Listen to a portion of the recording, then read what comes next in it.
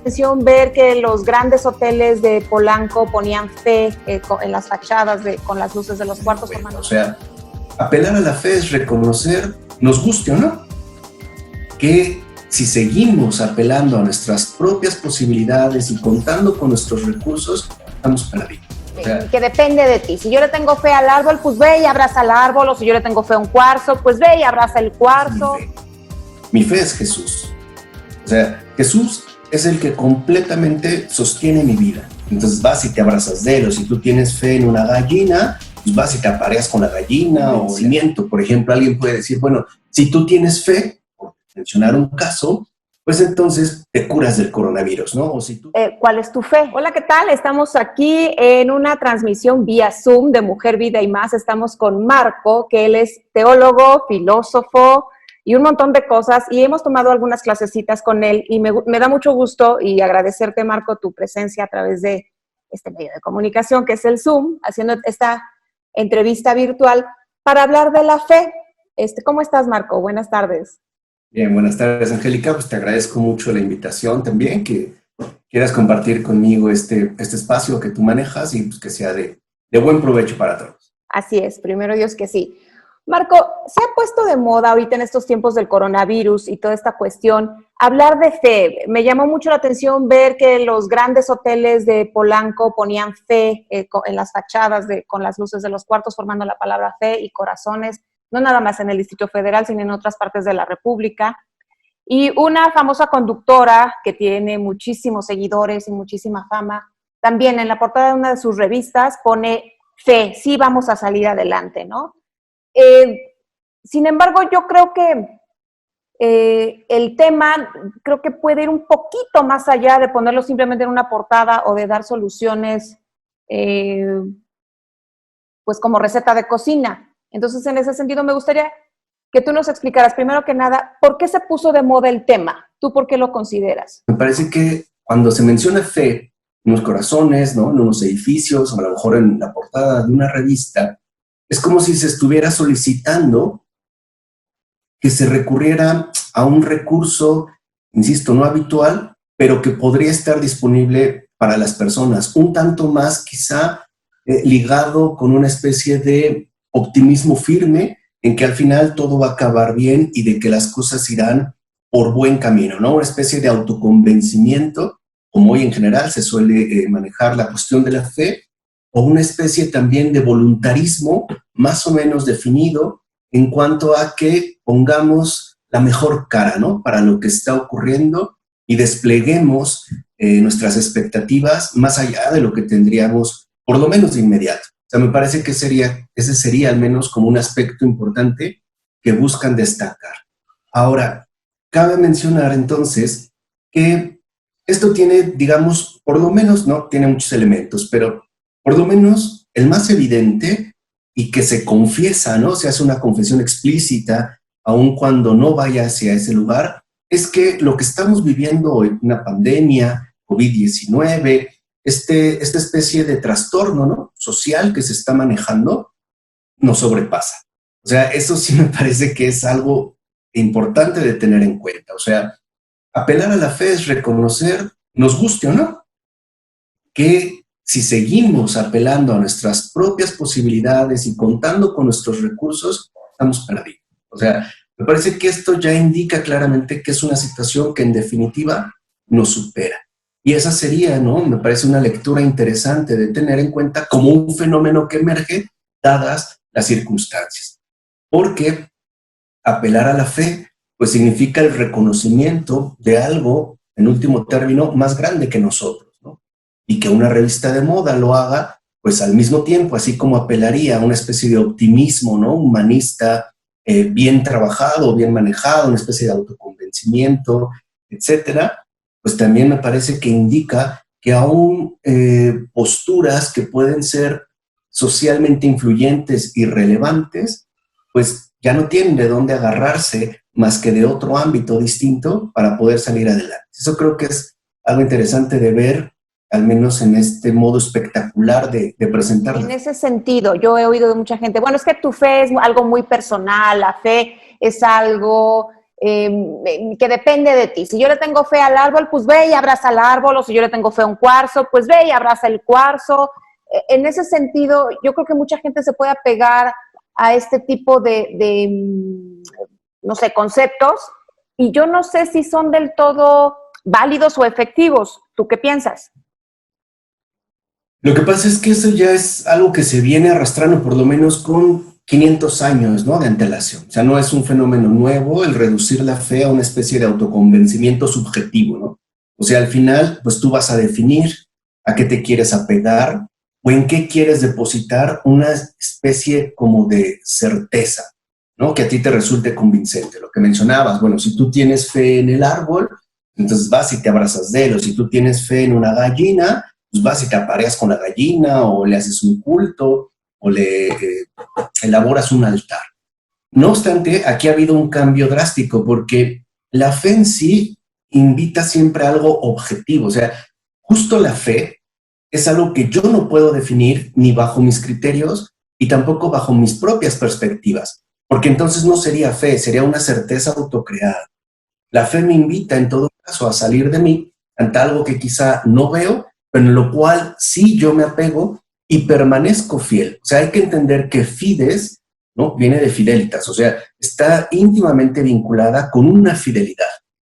Una fidelidad en alguien, no en algo, o sea, sería una diferencia importante, ¿no?, en quien yo creo debido a la relación que ha tenido en mi vida en particular y a las experiencias que he tenido de su respectiva presencia. O sea, Ok.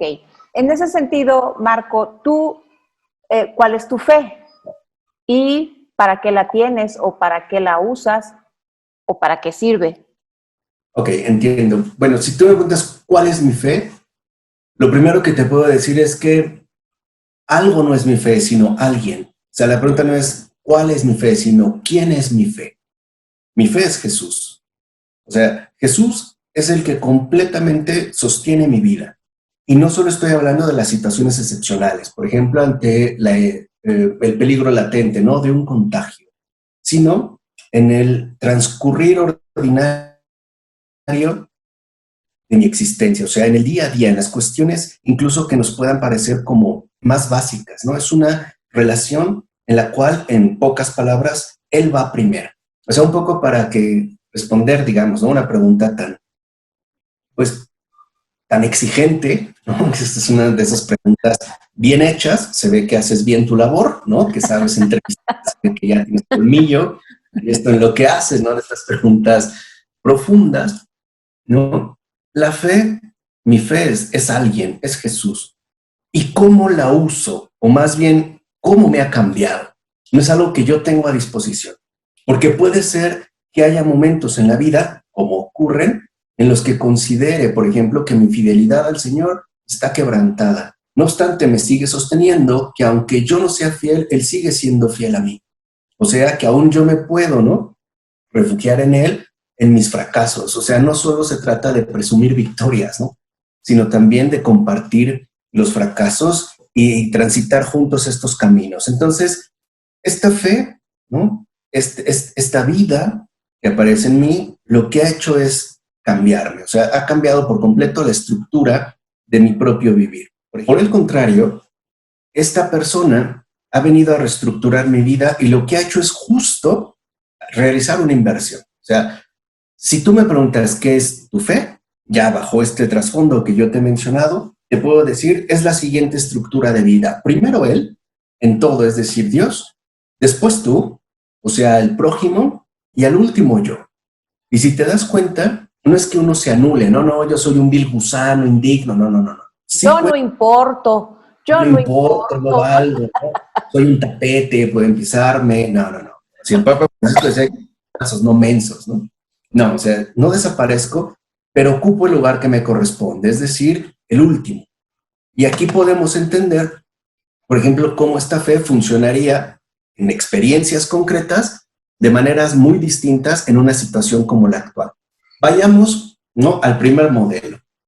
Estamos atravesando una cuarentena, ¿no? Sabemos que hay como este ataque constante de información y una especie de ansiedad, ¿no?, pronunciada con respecto a una escasez de alimentos. Ok, Pongamos que yo hice mis reservas gracias a las compras de pánico y tengo una despensa llena, porque primero tengo que pensar en mí. Una vez que esto está satisfecho, podré pensar en el otro, o sea, podré darle algo de lo que me sobra. Pero si a mí se me acaba y el otro pues, tampoco ya no tiene con qué abastecerme, quizá pueda acordarme de él. Y esto genera pues, situaciones bastante dramáticas. Por ejemplo, una persona pudo hacer unas compras de pánico y comprar, vamos a poner, no sé, ¿qué te gusta? 20 paquetes de arroz y 20 paquetes de frijol, ¿no? Para pasar la cuarentena. ¿Cuánto tiempo realmente o en realidad se llevaría para consumirlos? Pero el ponerse en primer lugar significa que aunque él no va a consumir toda esa cantidad, ya privó incluso de algo que puede ser necesario a alguien más. Se generan pues un montón de injusticias cotidianas, ¿no? Disfrazadas de necesidades apremiantes. Por el contrario, el modelo al que he sido incorporado, porque déjame decirte, la fe no es una opción propia, ¿eh? O sea, uno no ingresa por cuenta propia. Uno es convocado, uno es llamado, uno es, si lo quieres ver así, tomado por sorpresa. Eso es a lo que se llama conversión. Okay. No es algo que yo elijo, es algo que yo acepto. Es una invitación, es una relación entre libres. Libres, sí, claro, es una relación libre. No, sí. no es un sometimiento, ¿no? Es lo que no, es una invitación que he aceptado. Bueno, si primero va él, entonces quiere decir que de este lado, lo que importa es que la presencia de él llegue a todas partes.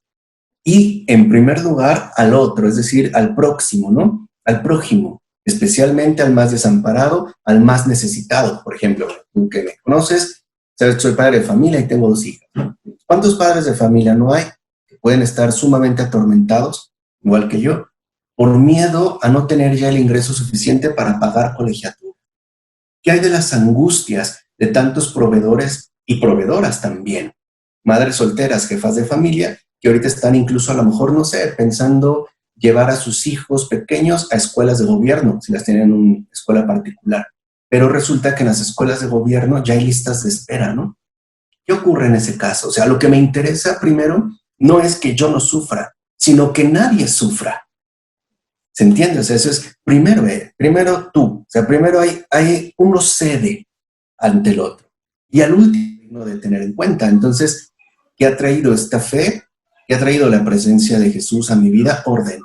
Ha traído claridad y sobre todo lo que considero más importante, esperanza. Porque sí somos bien fatalistas. O sea, solemos desplegar, ¿no? De antemano un panorama de lo más catastrófico, o sea, todo va a estar peor, se va a encarecer, ¿no? Va a iniciar una guerra, va a haber conflictos, va a haber un rebrote mortal y parece que lo que se ha eliminado es la esperanza, porque yo sí creo, y eso es lo que me ha aportado mi fe, que al final todo saldrá bien.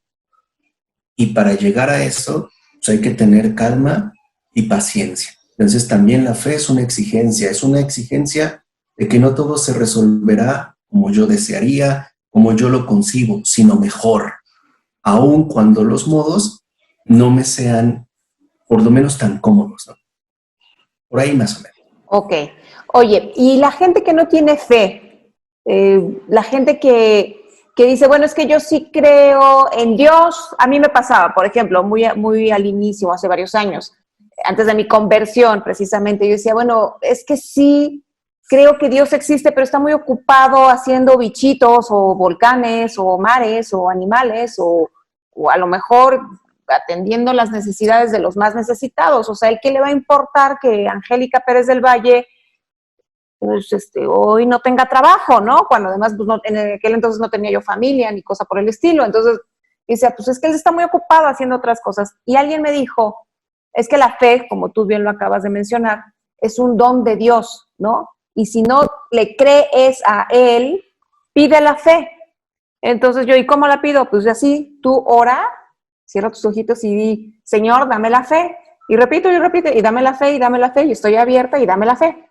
Y a mí pues me la dio así, digamos, yo sí creo que le importo a Él, yo sí creo este tipo de cosas. Desde luego tengo mis baches, ¿no? Como todos. Pero, ¿cómo le podríamos decir a alguien que está en las mismas que yo hace años o que simplemente es un agnóstico, pero tiene una gran necesidad de creer en un ser superior, en un Dios, y no necesariamente en un Dios cristiano o en el Dios Jesús, en la Santísima Trinidad, sino creer en Dios simplemente. ¿Cómo le puede hacer? Bueno, ahí la cosa es un poquito más complicada porque es una especie de búsqueda sin referencia, ¿no? O sea, es un poco como cuando alguien dijera, ay, se me antoja algo, pero no sé qué, ¿no? Ok. Y tengo antojo de algo, pero no sé qué. Bueno, ¿quieres algo salado? No, algo dulce. No. O sea, el problema es que tenemos una búsqueda sin referencia. Yo creo que si una persona realmente quisiera, ¿no? En efecto, es un don de la fe, se ha abierto para todos, ¿no? Está dado para todos. Lo primero que tendría que hacer es estar dispuesto a renunciar a sí mismo. O sea, eso yo creo que sería lo que daría pie a recibir aquello que en efecto está solicitando, aun cuando sea en una parte discreta, ¿no? O más o menos silenciada de su propio corazón. O sea, por lo menos estar dispuesto a que las cosas se den de otra manera, o sea, incluso a que su propia vida se realice de otro modo. O sea, yo creo que, no sé, es curioso, ¿no? Mucha gente me dice, o platico con mucha gente y me dice, es que yo no creo en Dios. Y de verdad, ¿no? Yo lo que les respondo es, está bien, o sea, eso no me sorprende. O sea, no me sorprende que tú no creas en Dios. Lo que sí me sorprende es que Dios cree en ti. Pues eso sí me sorprende. O sea, tan creen que te tengo enfrente, ¿no? Eso sí me sorprende, porque ni yo te creo a ti, o sea, mucho, y menos creo en ti a veces. Pero no me interesa, ¿no? Que no creas en Dios. Lo que sí me sorprende es que Él sí cree en ti. Entonces, eso es lo que te decía. Creo que habría que comenzar por Él, ¿no? Okay. Porque creo que pues, el mayor límite es uno mismo, ¿no? Por ejemplo, a veces pensamos que tenemos que ser algo así como impecables para tener una buena relación con Él. O sea, sinceramente, ¿quién lo lograría, no? No, Digo, nadie. Dios, nadie. No, Nadie. yo creo que se requiere sinceridad, ¿no? Yo siempre invito a la gente con la que tengo oportunidad de platicar a que se deje sorprender, ¿no? Decir, a ver, Señor, sorpréndeme. Y es más, sabes que soy muy exigente y no te la voy a poner fácil. ¿Quieres enamorarme? Va, te reto, rífate. Vamos a ver, ¿no? Okay. Y al salmo, no haz la prueba y verás qué bueno es el Señor. No, por ahí, o sea, quitar un poco como estos esquemas rígidos, un tanto secos, ¿no? De que, bueno, es que no creo. ¿Y qué importa, hombre? O sea, ¿qué importa si tú crees o no crees? Lo que importa es que él sí cree en ti, ¿no? Y está dispuesto a sorprenderte. ¿Por qué no darle la oportunidad? Ok, en medio de esta situación, de esta cuareterna, ¿no? En la que nos ponemos ansiosos, deprimidos, preocupados, ¿realmente crees que con fe, que nos da la esperanza, podamos salir renovados? ¿No crees que haya mucha gente que se pueda ir para abajo? Sí, por supuesto. En realidad no creo que se vaya para abajo, o sea, más bien creo que se va a dar cuenta en dónde estaba desde el principio. O sea, no creo que sea una consecuencia de... Porque yo recuerdo una frase que le decía el Señor a Santa Catalina de Siena. Le decía, a ver, hija, seamos sinceros. O sea, las virtudes solo se ejercitan en las dificultades. Y tiene razón. O sea, hoy querámoslo o no, fíjate, es bien chistoso, ¿no, Angélica? Pareciera que nos han obligado a convivir en familia en un espacio cerrado. Y parece un reino que habíamos perdido de vista completamente. O sea, nos habíamos vuelto como hasta alérgicos unos a otros, ¿no? Mi espacio, mi aire, salir, venir. Aquí ya no hay opciones. O sea, aquí es o creces, porque una situación como esta es muy benéfica, aunque claro, tiene un riesgo, ¿no? Pero me parece que a grandes rasgos hay dos alternativas. O sacará lo mejor de nosotros, o por fin pondrá en evidencia lo peor de nosotros. O sea, me parece que ahí es cuando tendremos que hacer ajustes y todo lo que venga después, no lo he estado pensando últimamente, o sea, a niveles macro, político, económico, geopolítico, social, etcétera. Creo que en realidad depende de lo que vivamos hoy en día cada uno de nosotros en nuestros propios hogares. O sea, de eso va a depender la definición del mundo por venir. O sea, si no nos aplicamos aquí, habrá sido inútil pasar una cuarenterna, ¿o cómo dijiste? Cuareterna. Una cuarenterna, ¿no? Que se nos ha hecho realmente pesado, pero es como una invitación a un redescubrimiento, ¿no? ¿O no es verdad que ya desde hace un buen tiempo veíamos a hijos huérfanos de padres ausentes, a matrimonios que prácticamente son desconocidos y que mientras más tiempo pasaba decían, bueno, pues es que ya nos vamos a divorciar, no tenemos nada en común? Pues no, ¿cuándo lo cultivaron, no? Cada quien metido en lo suyo, tenían que derribar las fronteras. Hoy son las fronteras invisibles, ¿no? Sociales, que tanto distanciamiento habían provocado, y a pesar de que nos hablen de una distancia sana, pues claro, será física, pero este es el tiempo de la cercanía de unos a otros, especialmente con los más allegados. Yo creo que de fondo también es una gran oportunidad, ¿no? Algunos se derrumbarán, y qué bueno, y lo digo qué bueno por una simple razón, para que ojalá experimenten que al derrumbarse, al finalmente sucumbir, vean quién los ha estado esperando con gran deseo y amor. Aún ahí, al decir ya no puedo más, quizá si pusieran atención escucharían lo siguiente, ¿no? ¿Y por qué has tardado tanto? Sí. Pero bueno, ya estamos aquí. Pues muy bien. Marco, pues creo que con esto, digo, yo podría seguir platicando horas y horas y horas contigo, pero desafortunadamente el tiempo no nos da, a pesar de estar en la cuareterna. Pero te agradezco muchísimo todo esto. No sé si desees agregar algo más, algún otro comentario. Pues bueno, antes que nada, pues, agradecerte a ti nuevamente este espacio que abras. Y bueno, pues simplemente mencionar que no perdamos jamás de vista lo esencial, ¿no? Que esta sea la oportunidad para que el mundo se renueve, ¿no? Y las personas que salgamos, pues aunque sea tímidamente y poco a poco de nuestros hogares, vayamos con un nuevo rostro, renacidos, ¿no? Y mostrando al final pues, que el amor del Señor sigue en mí. Muchísimas gracias, Marco. Pues bueno, ahora sí que esto ha sido todo por hoy. Espero que esta cápsula, este videoclip, les ayude mucho a renovar y fortalecer la fe y que realmente salgamos con una fe llena de esperanza y renovados después de esta cuareterna. Y si no es con fe, Angélica, por lo menos sí con esperanza. Ok, la fe tal vez puede esperar, la esperanza ya no, ¿eh? Eso sí. Muchas gracias, Marco, y nos vemos hasta la próxima.